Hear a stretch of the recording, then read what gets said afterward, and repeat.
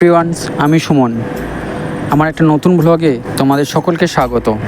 ভগবান শ্রীকৃষ্ণ বলেছেন, সময় বড় মূল্যবান জিনিস, আর যে সময়ের সদ্ব্যবহার করে তাকে পরাস্ত করার ক্ষমতা সারা পৃথিবীতে কারোর নেই। শীতকালে রোদকেই মানুষ ভালোবাসে, আর গ্রীষ্মকালে সেই রোদকেই মানুষ তিরস্কার করে। সুতরাং এর থেকেই বোঝা যায়, মানুষের কাছে তোমার মূল্য থাকবে ঠিক ততদিন যতদিন তোমার দাম থাকবে, তোমার গুরুত্ব থাকবে। ভগবান শ্রীকৃষ্ণ বলেছেন, তুমি যদি কোনো মানুষকে মন থেকে ভালোবেসে থাকো তাহলে তার জন্য অপেক্ষা করতে শেখো।